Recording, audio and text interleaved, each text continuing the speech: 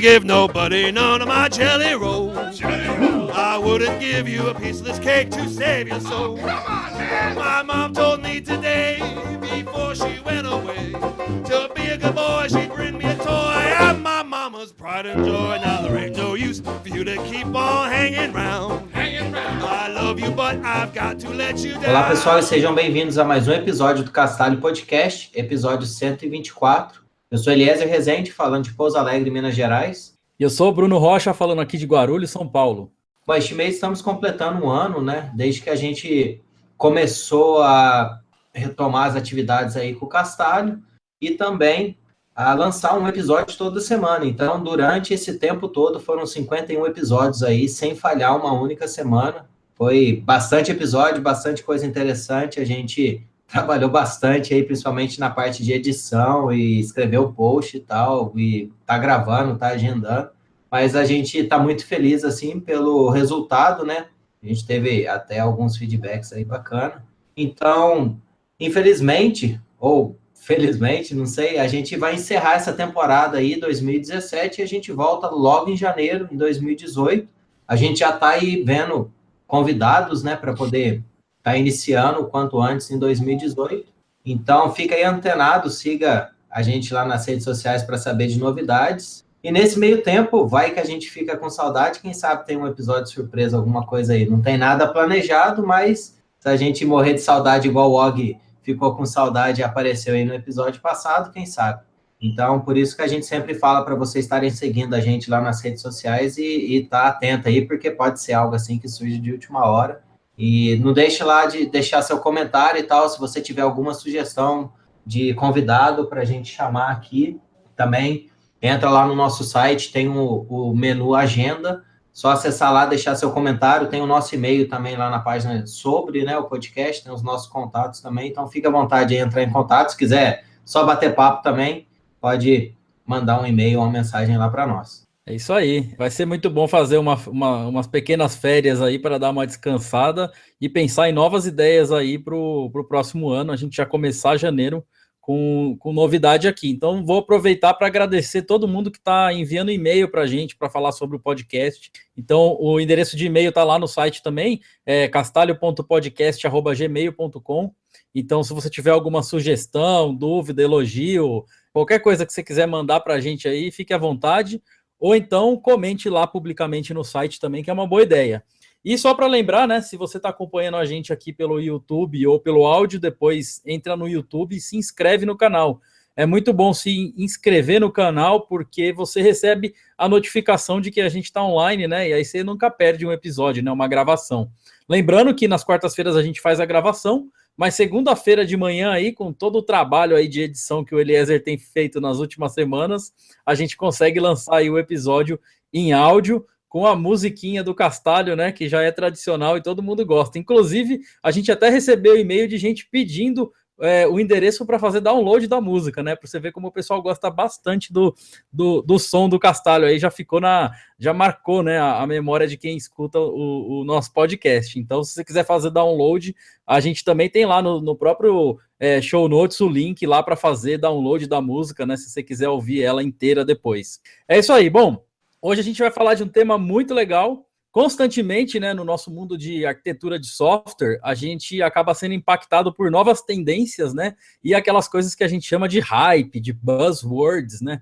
A gente sabe que muito dessa parte de hype e de buzzword, no fim das contas, é ferramenta de marketing, né, para as empresas que querem vender soluções. Mas tem um lado positivo. O lado positivo é que quando a gente tem nova tendência e um hype, isso serve também como um mark, né? Uma marca para a gente ali, um mark point para o desenvolvedor ficar antenado e saber das coisas novas que ele precisa aprender e o que o mercado anda fazendo, né? Então, a gente vê que isso aconteceu com Cloud Computing, com NoSQL, com REST API, e várias outras palavrinhas aí que surgiram e a gente, às vezes, demora um pouco para entender o significado, né? Porque, por exemplo, NoSQL, né? Todo mundo ficou assim, nossa, mas não tem SQL. E no fim das contas, as pessoas acabaram entendendo que não era exatamente isso. E a palavra da vez, né? O buzzword, o hype da vez é o tal do serverless, né? Que se a gente for traduzir literalmente significa sem servidor. E só isso aí já deixa a gente curioso, né? Como é que eu vou desenvolver um aplicativo sem servidor, né? Mas se você pesquisar, você vai ver que não é bem assim, que tem os detalhes aí, o servidor continua lá e a gente já vai entender aqui um pouquinho mais do funcionamento aí por trás dessa arquitetura aí.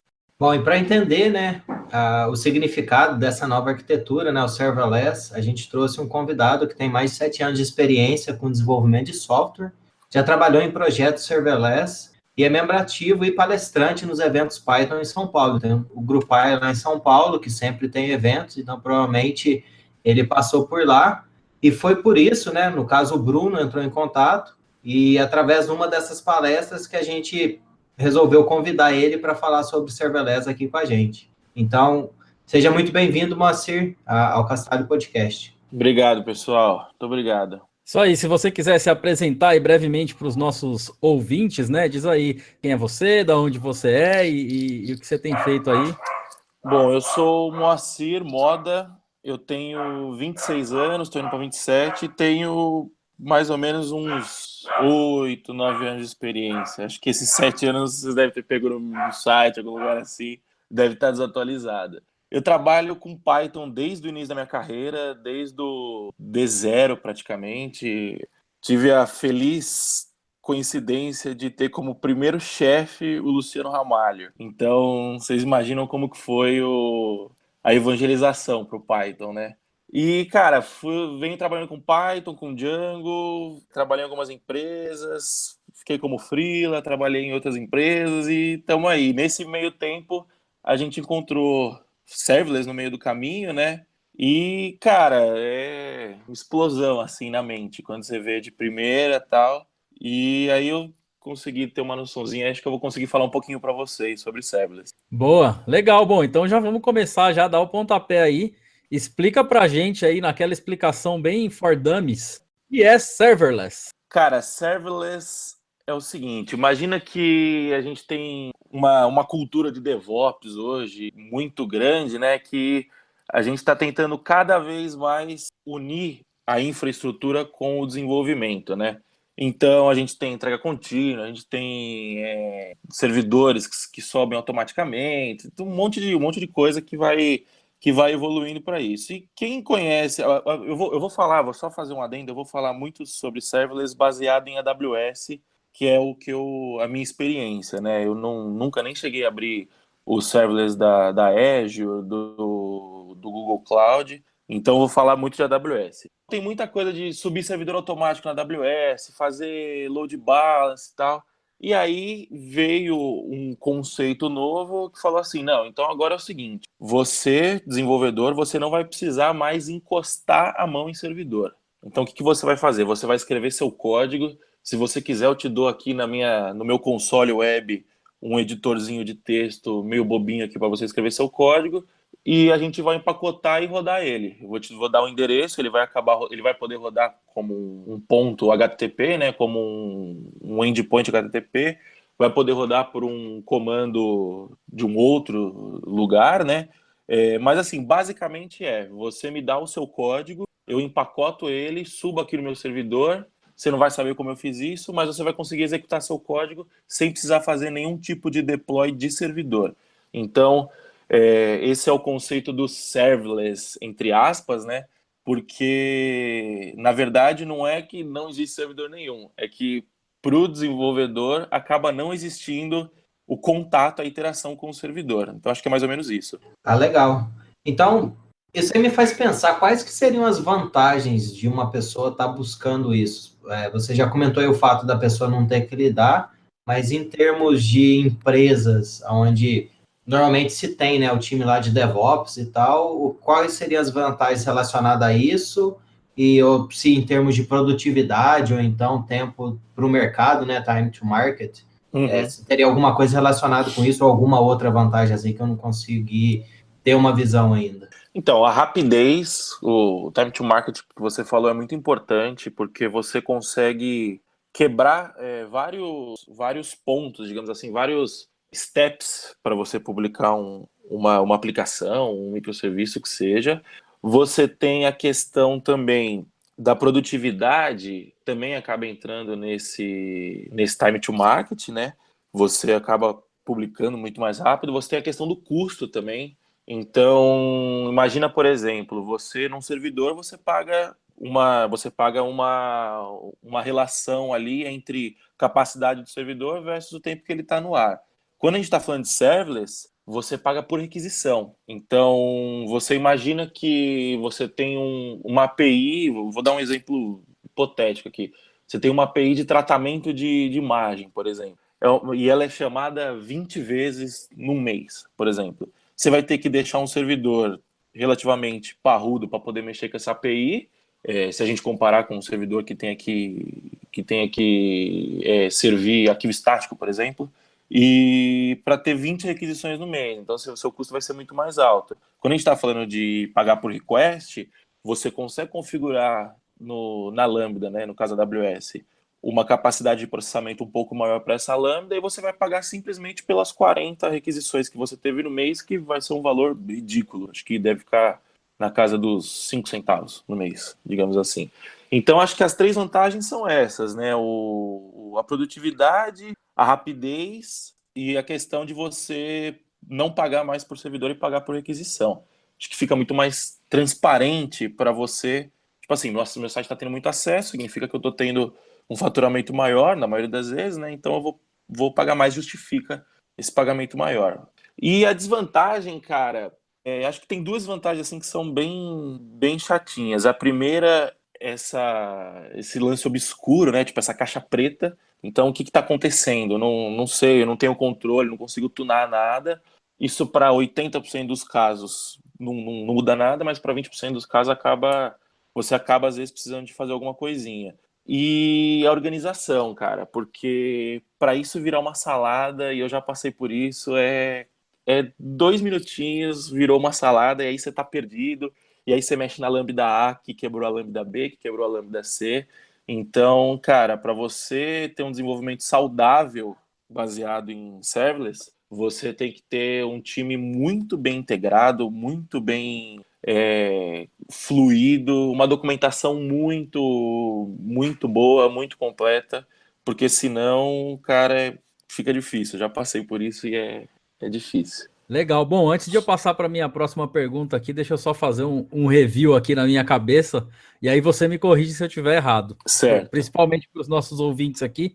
Pelo que eu entendi é o seguinte, a gente tem hoje em dia já as plataformas como serviço, né, que são os PaaS, né? Isso. Platform as a Service. Então a gente pode citar, por exemplo, o Heroku, né, que é um dos mais famosos. Tem também o Google App Engine, né, que também funciona como plataforma como serviço, Microsoft Azure e por aí vai indo, né? Tem vários outros que são plataformas. Por exemplo, no Heroku, a gente tem mais ou menos essa questão de não tocar no servidor, né? Por exemplo, Sim. Eu vou lá, crio um arquivinho lá, um Procfile, coloco meu projeto naquele formatinho, digito o comando do Heroku e pronto, tá no ar. Eu não preciso nem fazer SSH no servidor. Em teoria, eu meio que já estou serverless, né? Eu não toco no servidor. Sim. No caso dessa nova onda de serverless aí, que eu ouvi muito falar numa nova palavra aí, que é o FaaS, né? Que é o Function as a Service. Seria uma camada a mais, então, em cima disso, né? Em cima dessa questão do PaaS, né? Da plataforma. Só que essa camada tem ainda mais uma restrição, digamos assim, que eu não deixo ela rodando o tempo inteiro. Ela roda, para mim, somente quando eu preciso. Seria isso. Exato. Em vez de eu pagar por um serviço do Heroku lá por horas, sei lá, por um mês inteiro, um dia inteiro, eu pago 24 horas de máquina. Em vez de eu fazer isso, se eu tiver 10 usuários, eu pago pelas 10 requisições. Isso. Na verdade, você vai pagar por execução, né? A gente fala requisição, que a gente acaba associando muito ao microservice. Tá. Mas é por execução. Então, quando você está dentro de um ambiente AWS, você consegue plugar o serviço em vários outros componentes da AWS. Então, imagina que você tem uma fila e essa fila bate em um lambda e esse lambda faz algum tipo de execução. A gente teve uma requisição entre os serviços, né? Mas não teve uma requisição de fora. Então é por execução. Entendi. Bom, então isso aí já liga aí com a minha próxima questão aqui, que é a respeito dos microserviços. Você acha que essa questão de arquitetura serverless, né? Ou seja, a gente deixa de desenvolver aplicativos inteiros monolíticos ali, e a gente passa a desenvolver pequenas funções que serão executadas aí na Amazon, por exemplo.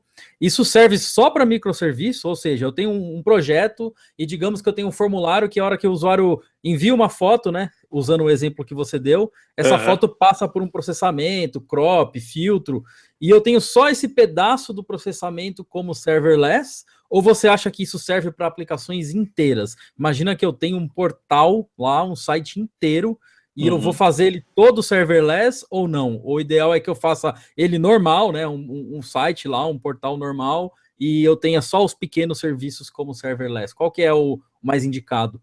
Então, não sei, eu não sei te responder se existe um mais indicado. O que eu consigo te responder é que você consegue fazer as duas coisas. Agora, só que imagina o seguinte, se você for fazer um portal inteiro, vamos pegar um exemplo absurdo. Imagina desenvolver o portal do UOL serverless. Cara, você vai ficar louco, porque vão ser muitas lambdas. Então, se já são muitos microserviços, o pessoal dá o exemplo do Netflix, por exemplo, que você abre a tela do Netflix e você tem vários microserviços lá dentro do Netflix.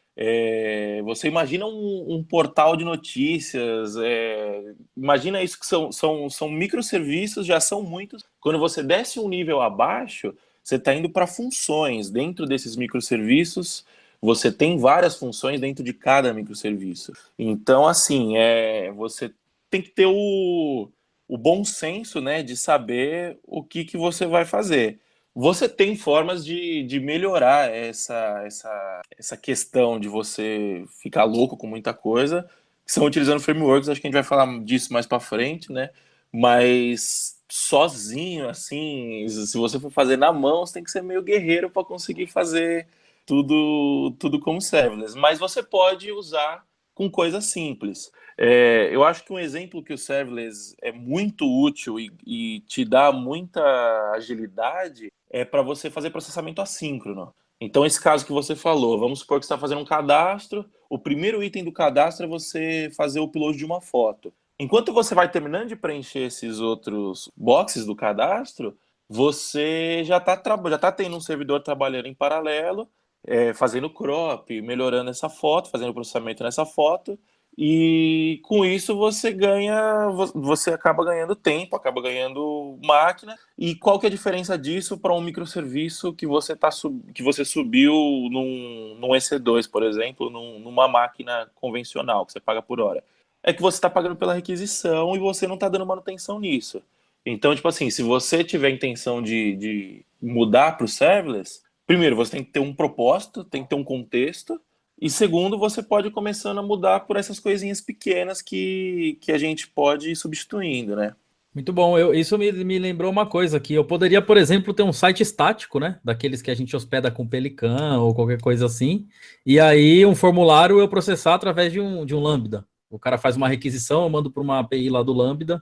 E aí eu, em teoria, não tenho servidor. Tenho um site estático e só onde eu preciso de processamento eu utilizo lá um Lambda para isso. Será Não, que... existem casos de portais WordPress, por exemplo, que o cara fez um cron tabzinho lá que baixa todo o site, sei lá, de quanto em quanto tempo, e serve esse site via Lambda. Diz que o cara baixou o custo dele para acho que 80 centavos, se eu não me engano, mês, 1,20. Era um negócio assim muito louco. Não sei se é o mais indicado, né? Mas é uma experiência legal de se fazer. Bom, a gente está falando aí um pouco, né, do que é o serverless e tal. O pessoal está até perguntando aqui no chat se isso é uma novidade. Você já mencionou a respeito, né, lá da Amazon, se não me engano, acho que o Google. Mas quais são os principais provedores? Se teria algum provedor além desses? E quais são as tecnologias? O que eles oferecem? Se você pode dar assim um insight a respeito de custo também. Você falou que tem mais contato com o da Amazon. Se você quiser citar a questão da Amazon também. Sim, eu abri quando eu estava pesquisando aqui para me preparar, eu achei um GitHub, um repositório do GitHub daqueles Awesome, né? Então é o Awesome Serverless. Então, se a gente vê a lista aqui, a gente tem os três principais, né? Que é o Lambda da AWS, o Google Cloud Functions, se eu não me engano, que é o do Google, e o Azure Serverless Azure Functions, eu acho. Cara, depois disso a gente tem uma cacetada aqui. Se eu contar, tem 1, 2, 3, 4, 5, 6, 7, 8, 9, 10, 15.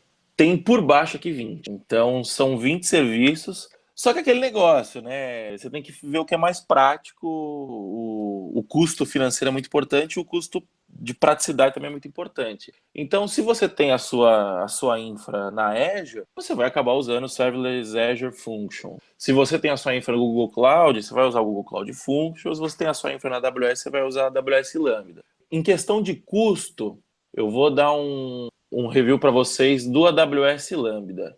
Você paga por execução, né? Como eu havia mencionado. O que eu estou abrindo aqui a página para dar uma coladinha.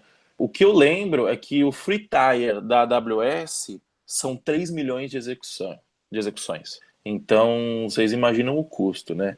Então, perdão, falei besteira. O primeiro milhão é gratuito. Então, a partir do segundo milhão, a cada 1 milhão de solicitações, são 20 centavos de dólar para a instância mais barata, né? E aí, conforme você vai subindo, você consegue subir a capacidade computacional dessa instância, né? E aí, conforme você vai subindo, vai ficando um pouquinho mais caro. Mas 20 centavos para 1 milhão de execuções. É um negócio, assim, muito louco. Eu acho que se a gente pegar um microserviço, quantos microserviços que a gente tem, assim, que não são para o público em geral, digamos assim, que passa de 1 milhão de execução? Eu acho que são poucos, né?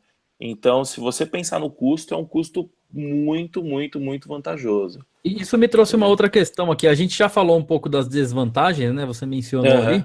Mas, por exemplo, tem alguma limitação? Porque você está falando em número de execução, né? Independente do tempo e da questão computacional, por exemplo, eu tenho um certo timeout, ou eu posso ter, por exemplo, imagina uma aplicação de machine learning, de big data, que faz um tratamento de dados lá, que demora, sei lá, meia hora para rodar. Não é essa aplicação. Não é a essa. aplicação não foi feito para coisas rápidas. Na AWS Lambda tem um timeout de 5 minutos. Então, passou 5 minutos, ele mata, não importa como esteja, e não manda sinal, você consegue colocar uns triggers lá para avisar se deu erro, né? Com o CloudFormation, mas no geral ele mata com 5 minutos. E o máximo de memória que você consegue alocar para cada instância de Lambda é 1,5 GB. Você começa com 128 MB, o indicado é 128 MB, né? Mas o máximo é 1,5 GB. Conforme você... isso já é um pouquinho mais nebuloso, né? Eu estou falando exclusivamente baseado na minha experiência. Quando você conforme você vai aumentando a capacidade de memória, ele aumenta a minha capacidade computacional.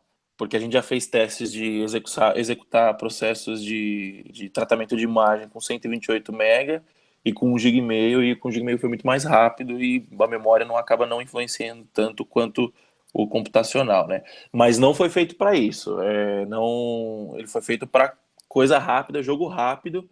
Tanto é que a gente traz para functions, né? Então, se a gente for pro desenvolvimento de software de fato, não é uma boa prática você fazer coisas muito grandes dentro de uma única função. O ideal é você ir quebrando em várias funções, né? Legal. E dessas plataformas que você citou aí, que tem nesse Awesome Serverless, a gente até compartilhou o link aqui no chat. Você acha que as que estão estáveis, né, que estão assim seguras de usar, quais são? A Amazon, acho que tem a Azure. Qual que é algumas que você pode citar aí que já estejam prontas pro jogo, né, prontas para o mercado? Cara, as 3 principais, a AWS Lambda, Google Cloud Functions e Serverless Azure Functions. E em questão de estabilidade, né? Mas em questão de comunidade, eu acho que não tem discussão. A AWS é muito mais difícil. Então eu recomendo que, se for usar, todo mundo, até na palestra que eu fiz uma vez sobre isso, que quando o Bruno me viu falando sobre isso, eu só falei de AWS, né? Não trabalho para a AWS, não ganho nada. Se quiser me pagar, pode ficar à vontade, mas eu não ganho nada. Mas, cara, a minha experiência na AWS, pode ser que o Google Cloud Functions tenha melhores soluções, a Azure também, melhores funcionalidades, né? Mas a comunidade em si é quase toda voltada para a AWS. Então, essa é a que eu recomendo. Boa. Bom, eu como trabalho para Red Hat, né? Eu vou fazer aqui o jabá. Tem também o OpenShift.io, né? Que é novidade na Red Hat, que também tem funções de serverless, né? Ou seja, de function. Function as Service. Então fica o recado aí só para o pessoal que está nos ouvindo, dar uma olhada no OpenShift, Kubernetes e todas essas coisas. Eu tô aí vendo que aqui na lista, eu tô vendo aqui na lista que tem um Kubeless. Você já ouviu falar desse Kubeless? Sim. Is a Kubernetes Native Serverless Solution.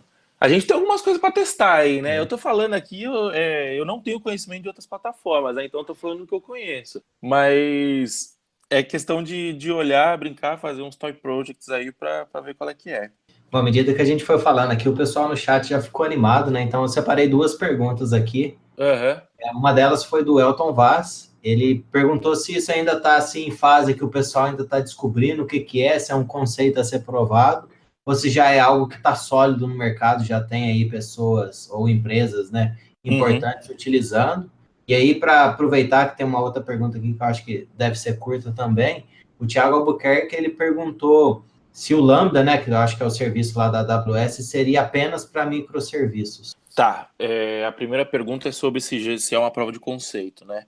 Cara, já está estabelecido no mercado. Eu trabalhei numa startup agora no começo do ano que chama Quitado. Eles utilizam quase que 100% dos serviços deles de interação com o consumidor, né? Com serverless, utilizando serverless. Está provado já é uma tecnologia de mercado. Obviamente, é uma tecnologia nova, então eu imagino, não sei se a gente ainda está nesse caminho, né? Mas se não tiver, nós somos quase early adopters, né? Mas está provado, sim, já é estável, digamos assim. E a segunda pergunta era sobre somente microserviços, né? Então, eu acho que é legal desassociar o microserviço do serverless, porque o que é o serverless? É uma função. Então imagina que você abriu o console Python lá, escreveu def function, passou um parâmetro e essa função retornou alguma coisa. É isso que é o serverless. Se você quiser plugar com o API Gateway, no caso da AWS, que é o fornecedor de API deles, aí vira um microserviço.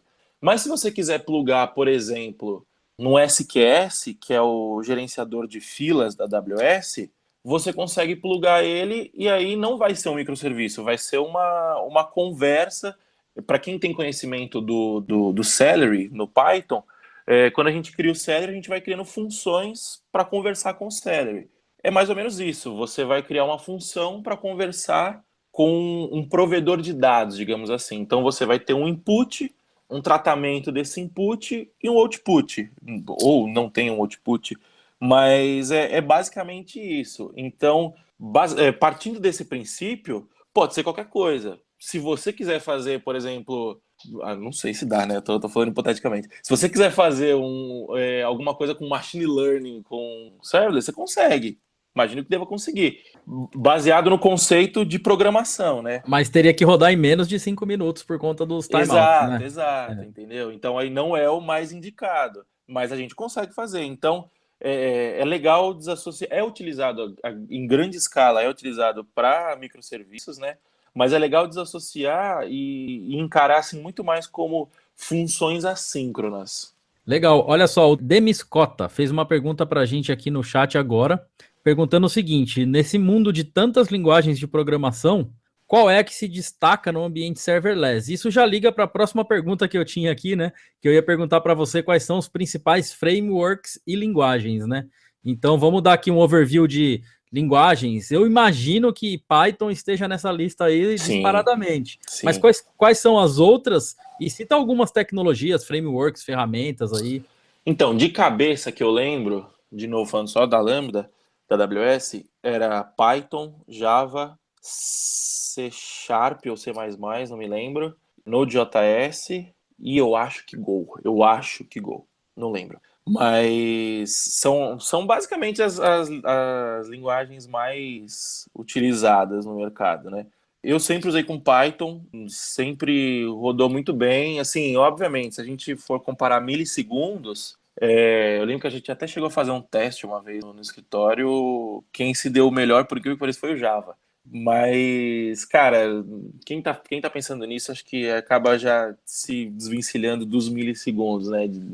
A gente tá usando o serverless justamente para não precisar tunar e deixar esse papel para a AWS. Então, mas assim, Python e Node.js é o que eu vejo mais sendo utilizado. Muito mais Node.js, no caso, né? E, cara, frameworks, de novo, a gente tem essa listinha aí do Awesome Serverless. São vários. A gente tem desde do mais simples, que é o Chalice, por exemplo, que aí é para microserviço. Quando a gente fala de só fazer um adendo antes, quando a gente fala de framework, a gente acaba indo pro ambiente web e invariavelmente acaba caindo em microserviço ou em gerir requisições HTTP, né? Então aí, quando a gente está falando de serverless, nesse caso, a gente vai acabar caindo no microserviço, né? Mas a gente tem vários. O Chalice, por exemplo, ele é um criado pela própria AWS, né? Que com 6 linhas, 7 linhas de código, você sobe um servidorzinho. Ele é muito parecido com o Flask, é bem fácil de fazer. Então, se você quer fazer deploy de microserviço de forma simples, vai para o Chalice, em Python, né? Vai para o Chalice e cara, show de bola. E tem o Zappa, que o Zappa é o mais conhecido, assim, né? E o Zappa, ele começou como Django Zappa e foi evoluindo, o pessoal acabou desassociando o Zappa do Django. Então hoje você consegue, pelo que eu me lembro, eu só brinquei com ele, mas pelo que eu me lembro, você consegue fazer funções nativas e consegue também usar o Flask e o Django. Cara, quando a gente fala do Django, aí já é meio louca a parada, né? Porque o Django é um monolitão gigantesco que você precisa fazer várias configurações, tem que configurar o WSGI para rodar. Você vai servir em produção, você tem que colocar um unicorn, alguma coisa nesse sentido. E aí você tem um framework que você escreve, sei lá, Zappa deploy, acho que era isso. E ele faz um deploy como se ele estivesse fazendo um deploy pro Heroku. Exatamente igual, mesma coisa. É bom, assim, como eu falei, nunca usei em produção, de fato, mas aí a gente já tá falando de algumas coisas muito loucas. Não sei se o serverless é essa a intenção, né? Eu acho que cabe fazer alguns estudos aí e entender. Porque a gente tem, eu acabei de falar, é igual o Heroku, então vamos pro Heroku que tá mais simples, né? Mas, cara, quanto a frameworks, você tem um monte de frameworks. Aqui, ó, eu contei aqui, batendo o olho, a gente tem uns 30, fácil. E são bem simples de utilizar, eles acabam abstraindo a questão do empacotamento dos serverless, né? Eles te deixam alguma coisa muito mais simples de fazer. E acho que é isso. Bom, legal. Negócio que a gente sempre gosta de perguntar aqui, né? Principalmente em sendo uma tecnologia ou algo novo. Quem está começando e está querendo aprender mais sobre serverless, quais seriam os materiais ou ferramentas aí que você recomendaria para o pessoal dar uma olhada e aprender mais sobre o assunto? Cara, de novo, esse Awesome Serverless é sensacional. Ele te dá muita base para você começar. Os próprios tutoriais da AWS te ajudam muito a você entender como que funciona, como que faz o deploy. Eu não tenho um lugar específico, né? Porque como é uma tecnologia, como que eu aprendi? Eu entrei numa empresa que trabalhava com isso, sentei do lado da pessoa e fui aprendendo. O cara foi me explicando e fui aprendendo. Mas você tem muita documentação espalhada. Então, se você perguntar para mim qual que é o lugar que eu vou para começar, vai no Awesome Serverless. Aqui você tem uma boa base. E aí, conforme você for codando, aí é Google e você quase sempre vai cair ou no Stack Overflow ou na documentação da AWS mesmo. Boa. Eu gostei bastante desse Awesome Serverless, tem muito link aqui, acho que dá para ficar se divertindo muitas horas lendo esse negócio aqui. Aí tem uma outra questão, eu sei que não tem uma resposta definitiva, mas vale a pena perguntar. Por exemplo, né, você já citou aí do Django, você falou do Flask e tudo, então vamos juntar aqui essas coisas. Digamos que eu esteja começando um projeto agora, seja no Flask ou seja no Django, sei lá, e é um site, ou é um e-commerce, ou é, sei lá, um gerenciador de biblioteca, sabe? Qualquer coisa, um aplicativo web, eu estou começando ele. Ou, de repente, é um aplicativo para celular, ou uma API.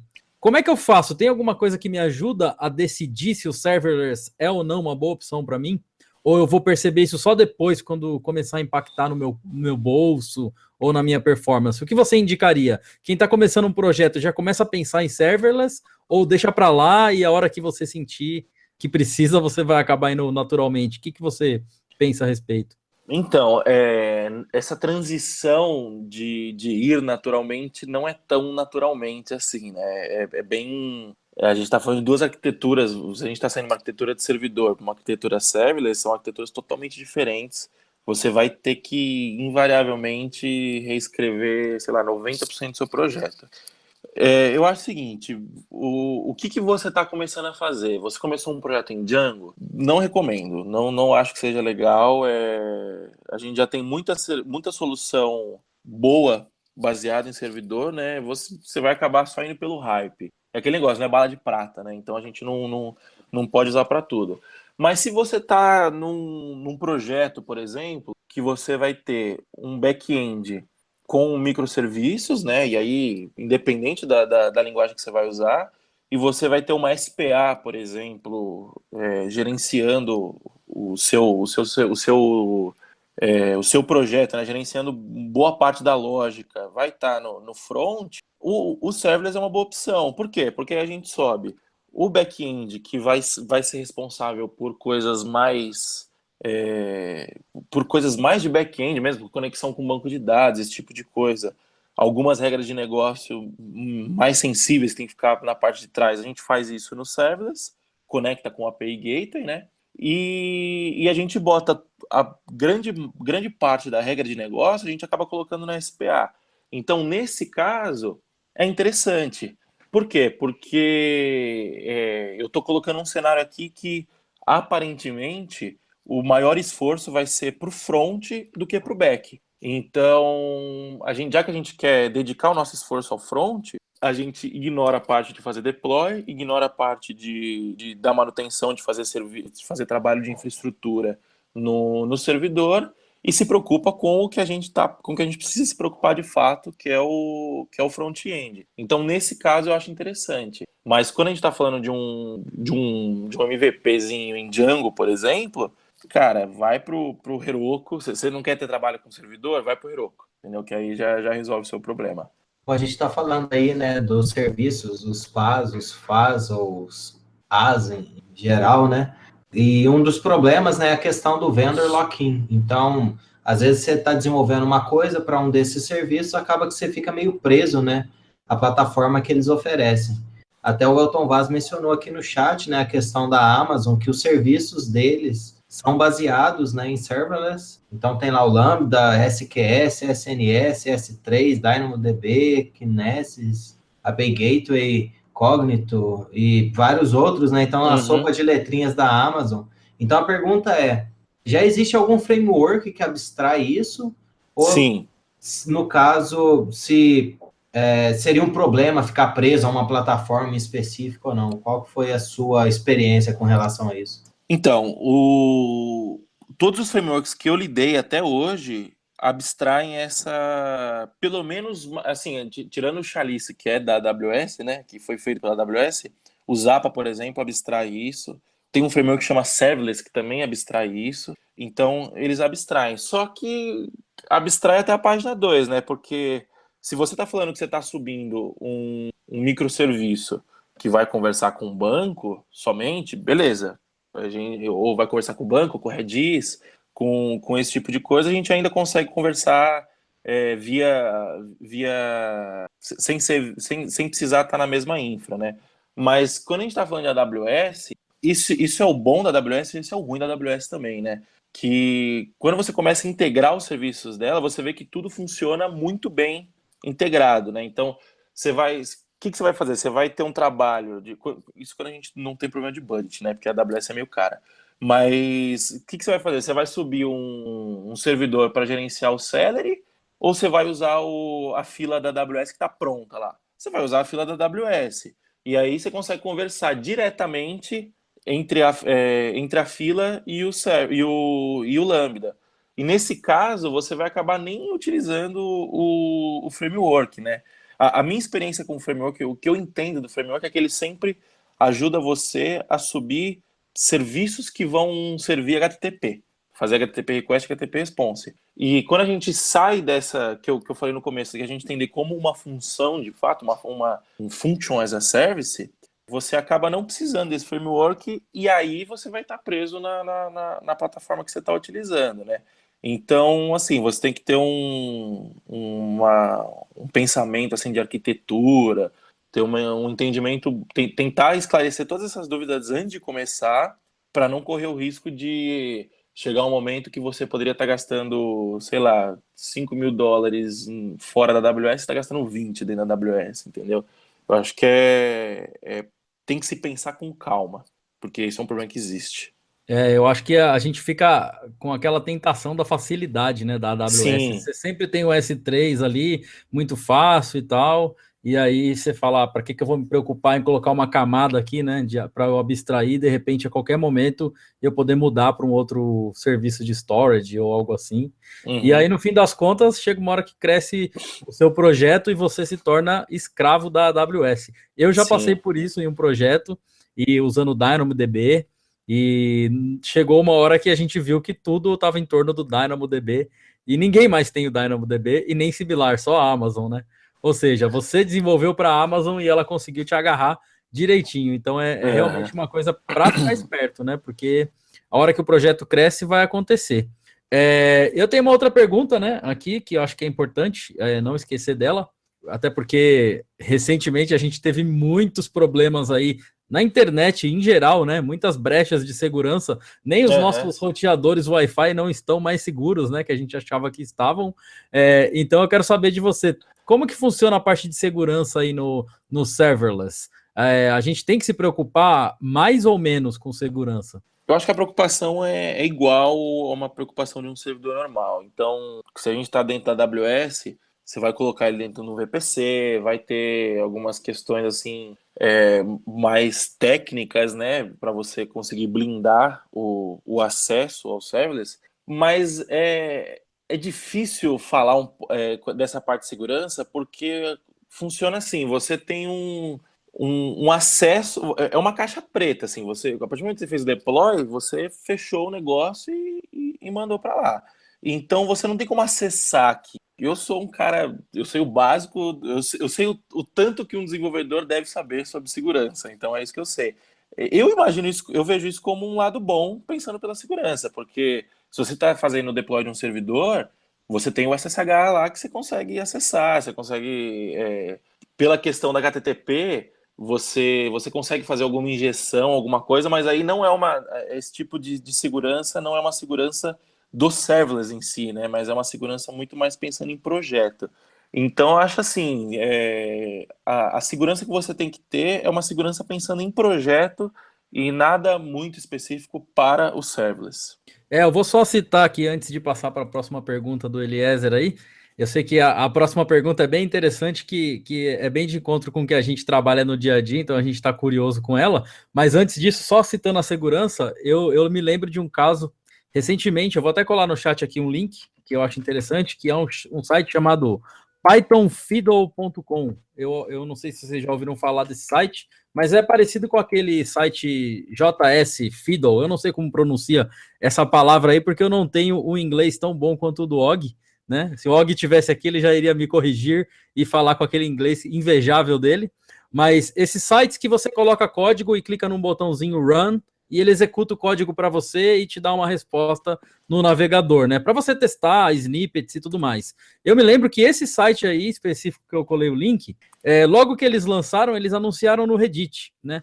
Aí eu entrei lá no Reddit e o cara falou assim: olha, eu fiz isso aqui no AWS Lambda, né? Então, quando você executa um script Python aqui, ele está subindo lá uma função no Lambda. E aí a primeira coisa que eu fiz foi fazer import OS e dar um print no os.environ para eu ver todas as variáveis de ambiente, né, lá do Lambda. E a chave AWS do cara estava lá, entendeu? Então eu consegui, dentro do próprio site, dar um print na AWS Token, no AWS Key, ou seja, em várias coisas que, em teoria, eu não deveria ter acesso, né? Porque eu acredito que com essa chave aí eu conseguiria, sei lá, subir várias chamadas lá e fazer o custo dele ficar altíssimo, né? Então, eu sei que esse é uma preocupação que é mais pelo lado do framework que ele usou, né? Ou não sei se ele acabou usando, mas é só para contar esse caos aí, porque se você não se preocupar com a segurança, você pode estar expondo, né? Apesar de ser um container, né? Mais ou menos assim, que vai rodar lá isolado, ainda tem coisas sensíveis que estão lá, né? Por exemplo, a sua chave de acesso da Amazon vai estar na variável de ambiente, o endereço do seu servidor de banco de dados vai estar numa variável de ambiente. Então tem que tomar cuidado para não expor isso aí para o mundo externo e não achar que porque tá fechadinho ali e é uma função, ela tá protegida, né? Sim, mas isso são cuidados que você tem que tomar, acho que em qualquer situação, né? Imagina se o cara tivesse subido isso num servidor normal e você ia conseguir fazer a mesma coisa. Então, acho que é muito mais a regra de negócio do cara ou a infra que ele usou, que ele não pensou nisso, do que a ferramenta em si, né? Ele corrigiu, inclusive, ele fez um negócio para mascarar a variável de ambiente lá, dava o print, mas ficava só os asteriscos, né? Ele fez uma camada ali ele fez um hack em cima do OS Environ, né? Do Python. Eu lembro que no dia que a gente fez que eu apresentei sobre serverless no grupo Pi, teve um outro cara também que ele colocava código dentro do bloco de texto do Django, não era? Que você conseguia, tipo, você desse um os.remove, um chd.remove, ele removia tudo. É bem complicado executar código via web.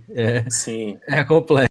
Eu acho que esse problema envolve qualquer um desses serviços, né, que permite que você rode código, sendo que todas as linguagens praticamente você tem acesso à informação do sistema, então você consegue ler arquivos locais, essas coisas, então acaba que se você vai criar um serviço desse, eu acho que a regra básica, e independente de onde você roda, bloqueia a chamada de sistema. É o primeiro passo, ou então mascara, sei lá, dependendo da chamada, conforme for.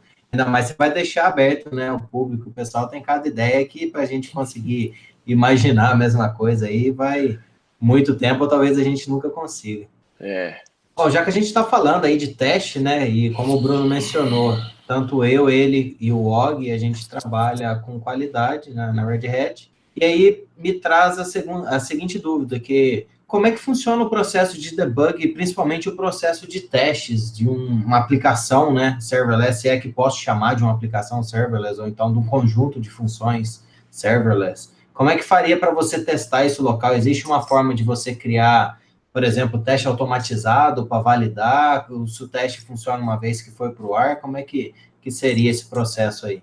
Então, a questão do teste automatizado acaba não envolvendo o serverless de fato, né? Porque aí acho que é uma questão muito mais de boa prática. Então, quando eu desenvolvia para serverless, eu tentava isolar as minhas funções para eu conseguir testá-las no ambiente local, por exemplo. Então, tudo que era local era testar, tudo que eu conseguia testar local, eu testava local. E o que eu não conseguia testar, porque eu precisava de interagir com outros serviços da AWS, eu mocava. Então aí acho que é muito mais a mentalidade do programador de desenvolver, se possível desenvolver orientado a teste. Eu acho, uma opinião muito, muito pessoal agora, eu acho muito difícil você fazer o TDD da forma mais pura possível. Eu acho muito difícil porque dificilmente eu já tenho a coisa tão limpa na minha cabeça assim. Mas o que eu sempre faço é testar o que eu desenvolvi. Então, e quando você vai testar, você consegue perceber. Você fala, puta, isso aqui tá difícil de testar, porque eu tô fazendo uma chamada no meio de não sei o quê, então eu vou acabar isolando isso e tal. Então, a técnica que eu sempre utilizei, até para a gente conseguir aplicar integração contínua, os checks de pull request automáticos que a gente consegue colocar no GitHub, o que a gente sempre fazia é teste automatizado local, teste unitário, na verdade, né, automatizado em ambiente local. O que era teste de integração, a gente acabava fazendo de uma forma um pouco mais... eu não vou falar manual, porque a gente automatizava isso também, mas não era... O teste de integração acabava não entrando no nosso fluxo, a gente não conseguiu chegar nessa maturidade ainda, né? Não tinha, eu não trabalho mais na equipe hoje, não sei como é que tá, né? Mas na minha época não tinha conseguido chegar nessa maturidade. Então a gente fazia teste unitário com integração mocada. e fazia isso antes de subir.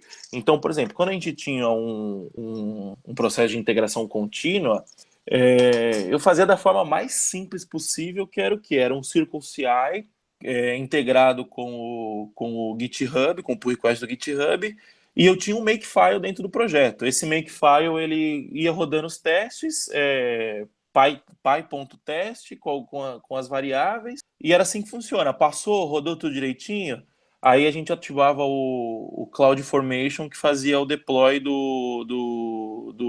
da Lambda, né? Então, o teste acaba sendo antes do deploy, né? A gente não é difícil cruzar a informação, é difícil cruzar o serverless com o teste, porque a orientação é desenvolver, independente do serverless ou do with server, não sei como que seria outra. Independente disso, a sua aplicação tem que ser testável, né? Legal, eu lembro que a gente fez um episódio aqui no podcast, eu já não vou lembrar mais o número do episódio, nem a data, mas a gente citou um negócio bem legal que o pessoal lá do Bitbucket lançou, que eu vou até colocar no chat aqui o link, que se chama Local Stack. Não sei se você já ouviu falar, mas é justamente você que me falou dele. Para teste. Então, esse Local Stack, você roda o serviço dele na sua máquina e ele emula o ambiente da Amazon, e tem o Lambda lá. Então, eu não sei, nunca usei assim realmente, não sei como é que serviria, mas talvez daria para nesse Local Stack você fazer o deploy, né, dos seus Lambdas para ele durante o teste, sem se comunicar com a Amazon, sem ser cobrado por isso, e aí ter mais ou menos a emulação daquele ambiente ali, de API Gateway, chamando Lambda, subindo, descendo, coisa desse tipo, né?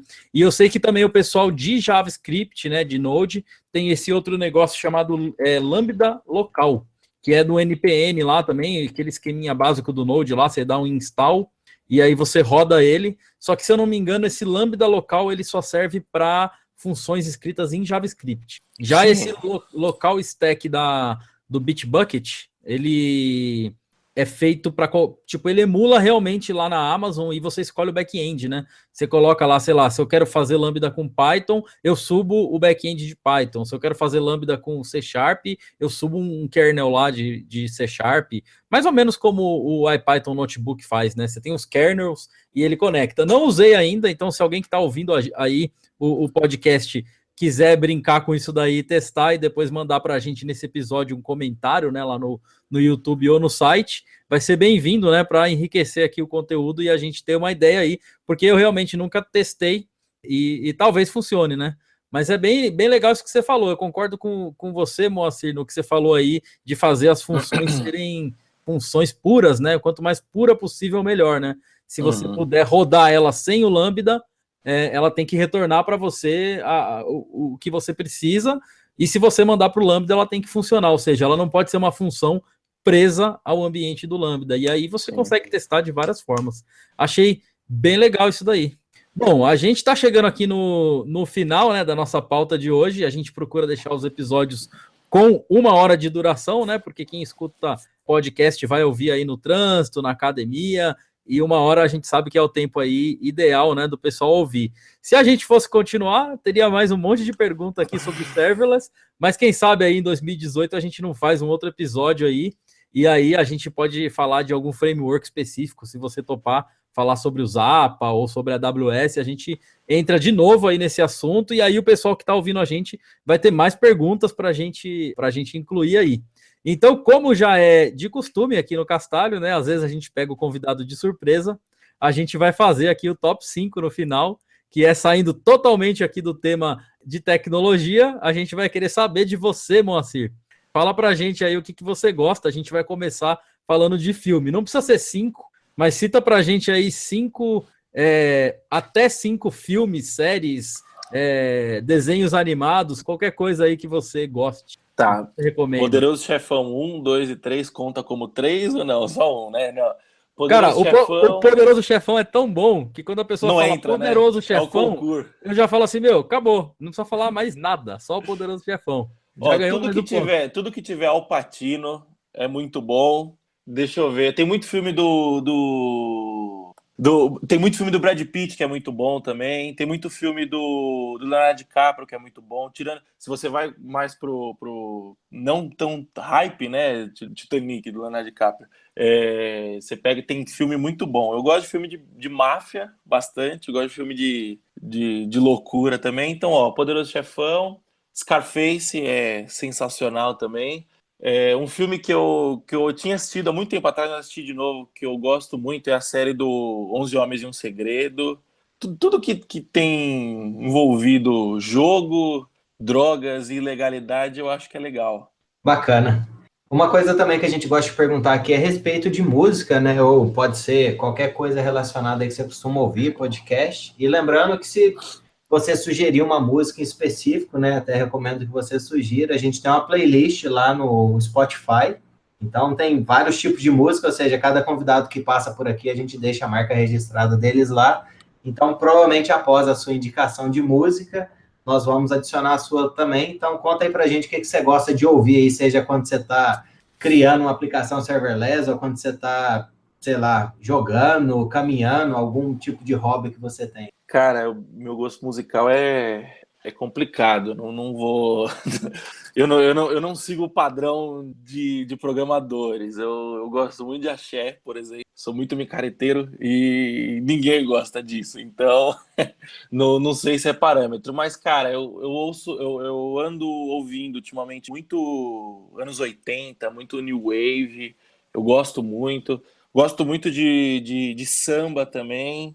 Gosto muito de axé. Só para contrariar, eu vou deixar uma música de axé, então, para colocar na playlist, que é Chiclete com Banana, Selva Branca. Bom, não é modinha, não é modinha. Eu acho que é a primeira vez que a gente tem alguma coisa que sai do rock, pop, jazz. Vai ser bem legal, vai deixar a nossa playlist com uma diversidade bacana. Legal.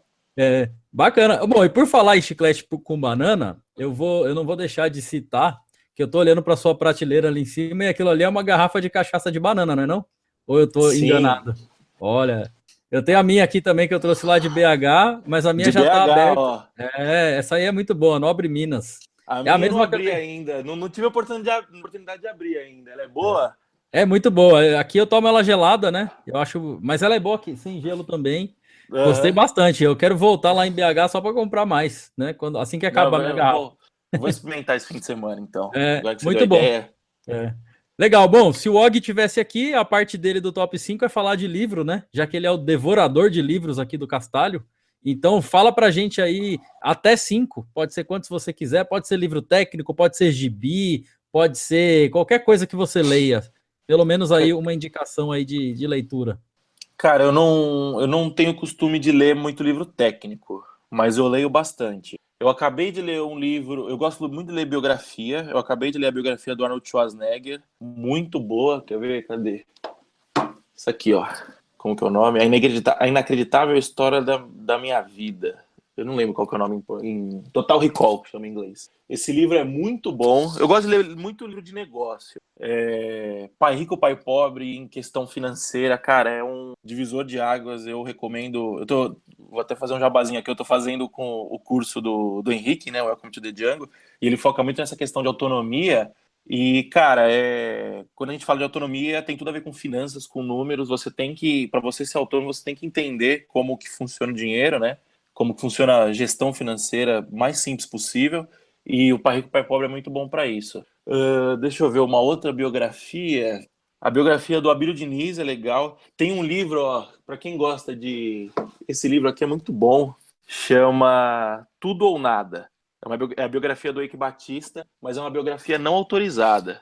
Então, não deixa completamente explícito, acho que é porque a autora não queria tomar processo, né? Mas conta como que o Eike Batista chegou, cara, foi preso agora, né? Esse livro foi lançado muito antes dele ser preso e tal, conta como que era o business dele, né?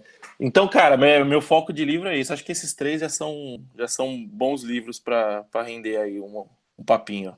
Bom, excelente. Acho aí que a recomendação de música, né, vai ser algo um pouquinho diferente, mas é aquele negócio, a ideia da playlist é de ser bem eclética mesmo, ter aí o gostinho, né, a identidade de cada um que passou aqui pelo Castalho. Mas infelizmente, né, chegamos aqui ao final do episódio. Foi um episódio muito bacana. De novo, as recomendações de música e também a questão de livros, né? A questão de ler biografia, assim, surpreendeu. Acho que é algo assim que a gente não tinha visto ainda. Mas foi muito bacana. Então, eu vou deixar aqui um espaço, né, para você deixar aí a mensagem para os nossos ouvintes, Moacir. Se você quiser fazer um jabá seu, quiser comentar alguma coisa, deixar alguma rede social aí, se você quiser que o pessoal entre em contato contigo e tal, esse espaço é todo seu, fica à vontade. Bom, eu tenho meu blog, que é o moacirmoda.com. Ele está em uma fase de transição aí, mas quem quiser entrar em contato comigo, fica à vontade. Quem quiser entrar em contato comigo via Twitter é Moa Moda. No Facebook eu tenho uma página e meu perfil pessoal, é só procurar Moacir Moda Neto, que você vai achar. Instagram, WhatsApp, se alguém quiser falar comigo no WhatsApp, me chama aí no privado que eu passo. Se alguém quiser falar comigo pelo Telegram também, o meu Telegram é moa.moda. Cara, quem quiser falar sobre autonomia, sobre empreendedorismo, sobre programação, eu adoro bater papo, adoro conhecer gente nova, conversar sobre assuntos legais. E eu tô aberto, até se quiser falar sobre besteira também, qualquer assunto aí. Se você achar que eu tenho que o assunto tem a cara que eu vou gostar, se quiser falar sobre axé, por exemplo, fala aí que é nóis. Legal, bom, primeiramente eu queria agradecer você, Moacir, obrigado pelo convite aí, Valeu, que cara. você aceitou prontamente aí, obrigado pelo papo aí, a gente ficou conversando lá em BH, lá durante a Python Brasil, então fica o recado de novo aí, ó, para quem perdeu, não perde ano que vem, a Python Brasil é o evento do ano, assim, você tem que ir. Frequentem a Python Brasil, cara, é sensacional. Sensacional, só pelas conversas já vale a pena, então, e além de ter as conversas, tem o evento, então você ganha sempre muito indo para Python Brasil. Então não percam Python Brasil, Python Sudeste, Encontro de Python, qualquer coisa que tiver o nome Python, você vai mesmo que você não programe em Python, cara, porque sempre vai ser uma boa experiência. Então, obrigado mais uma vez aí por compartilhar com a gente sua experiência com Serverless. Também quero agradecer a todo mundo que participou aqui pelo chat, o pessoal participou muito, mandou muita pergunta aqui. Dá o recado novamente que o Eliezer falou lá no começo, que esse episódio é o último de 2017. A não ser que apareça aqui uma ideia maluca de fazer algum especial aí, a gente agora volta a gravar o podcast somente em janeiro, né? Então, quem tiver ideias aí para a gente falar ano que vem, vai mandando e-mail, castalho.podcast@gmail.com, ou então comenta lá no site e no YouTube, né? Então, a gente já deixa aqui adiantado o Feliz Natal e o Feliz Ano Novo para vocês aí. E acompanhe nossas redes sociais, Twitter, Facebook, se inscreva aqui e segue o Moacir aí nas redes sociais que ele já citou lá, Facebook, Twitter, LinkedIn e por aí vai. É isso aí, abraço pessoal e até o próximo Castalho Podcast. Falou! Valeu, galera! Falou, valeu! I know you want it, but you can't have it, 'cause I ain't gonna give you none. Come on!